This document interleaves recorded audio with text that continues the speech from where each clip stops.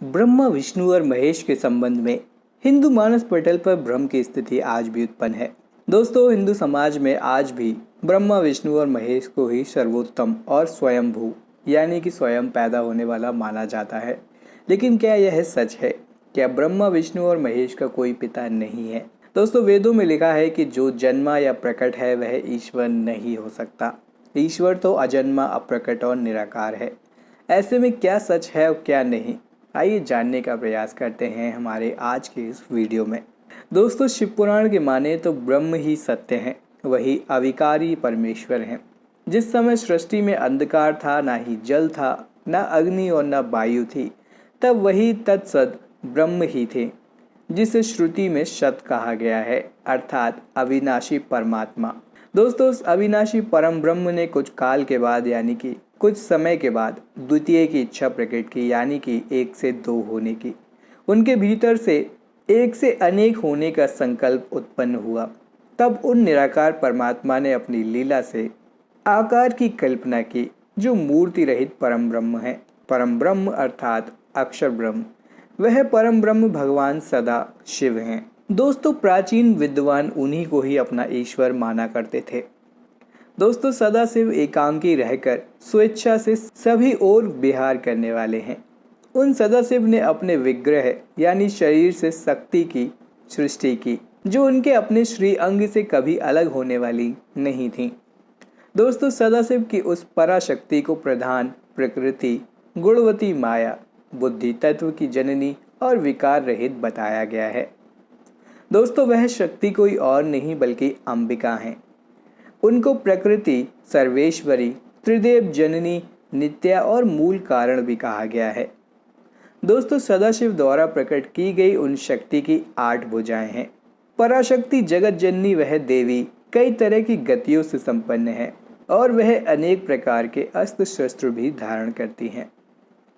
दोस्तों, एकाकिनी होने पर भी वह माया शक्ति संयोग वशात अनेक हो जाती हैं, यानी कि अलग अलग रूपों में प्रकट हो जाती हैं। उन शक्ति की देवी ने ही लक्ष्मी, सावित्री और पार्वती के रूप में जन्म लिया और उन्होंने ही ब्रह्मा, विष्णु और महेश से विवाह किया। 3 रूप होकर भी दोस्तों वह अकेली ही रहती हैं। उन काल रूप सदाशिव की वह अर्धांगिनी दुर्गा भी हैं। दोस्तों, उन काल रूपी ब्रह्म सदाशिव ने एक ही समय शक्ति के साथ शिवलोक नामक क्षेत्र का निर्माण किया था। उस उत्तम क्षेत्र को काशी कहते हैं, जो कि मोक्ष का स्थान है। यहाँ शक्ति और शिव अर्थात काल रूपी ब्रह्म सदाशिव और दुर्गा यहाँ पति और पत्नी के रूप में निवास करते हैं। दोस्तों, इस मनोरम स्थान काशीपुरी को प्रलय काल में भी शिव और शिवा ने अपने सानिध्य से कभी मुक्त नहीं किया। इस आनंद रूप वन में रमण करते हुए एक समय शिव और शिवा को यह इच्छा उत्पन्न हुई कि किसी दूसरे पुरुष की सृष्टि करनी चाहिए, जिस पर सृष्टि निर्माण का कार्यभार रखकर वह निर्माण कर सके। ऐसा निश्चय करके शक्ति सहित परमेश्वरी शिव ने अपने वामांग पर अमृत मल दिया। फिर वहां से एक पुरुष प्रकट हुआ। शिव ने उस पुरुष से संबोधित होकर कहा, वत्स, व्यापक होने के कारण तुम्हारा नाम विष्णु विख्यात होगा। इस प्रकार से विष्णु के माता और पिता काल रूपी सदाशिव और परम शक्ति दुर्गा हैं।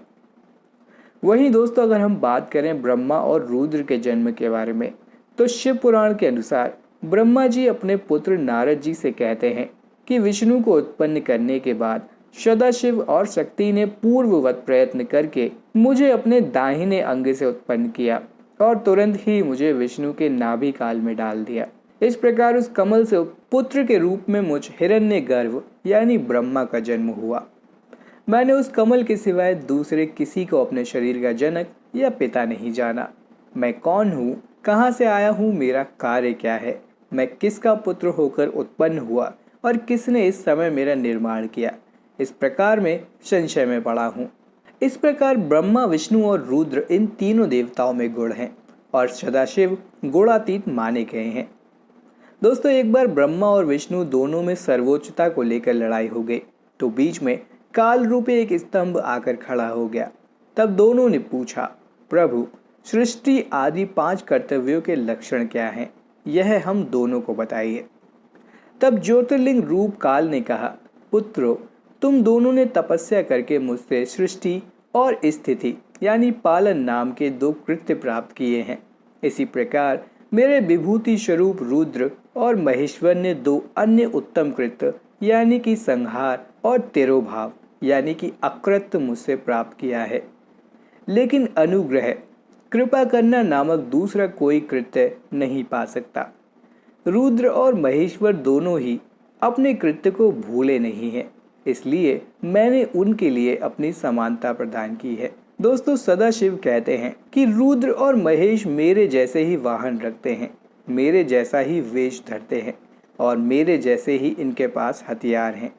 वे रूप, वेश, वाहन, आसन और कृत्य में मेरे ही समान हैं। काल रूपी सदाशिव कहते हैं कि मैंने पूर्व काल में अपने स्वरूप भूत मंत्र का उपदेश किया, जो ओमकार के रूप में प्रसिद्ध है, क्योंकि सबसे पहले मेरे मुख से ओमकार अर्थात ओम प्रकट हुआ। ओमकार वाचक है, मैं वाच्य हूँ और यह मेरा मंत्र स्वरूप ही है और यह मैं ही हूँ। प्रतिदिन ओमकार का स्मरण करने से मेरा ही सदा स्मरण होता है। इस तरह दोस्तों यहाँ 7 आत्मा हो गई हैं, यानी कि ब्रह्म जो कि परमेश्वर हैं, उनसे जन्म हुआ सदाशिव का, सदाशिव से दुर्गा और सदाशिव दुर्गा से विष्णु, ब्रह्मा, रुद्र और महेश्वर का जन्म हुआ। इससे यह सिद्ध होता है कि ब्रह्मा, विष्णु, रुद्र और महेश के जन्मदाता काल रूपी सदाशिव और दुर्गा ही हैं। तो दोस्तों, इस बारे में आपकी क्या राय है, हमें कमेंट सेक्शन में कमेंट करके ज़रूर बताएं। वीडियो यदि आपको ज्ञानवर्धक लगा हो तो ज़्यादा से ज़्यादा लाइक और शेयर ज़रूर करें। वीडियो के अंत तक जुड़े रहने के लिए आप सभी का धन्यवाद।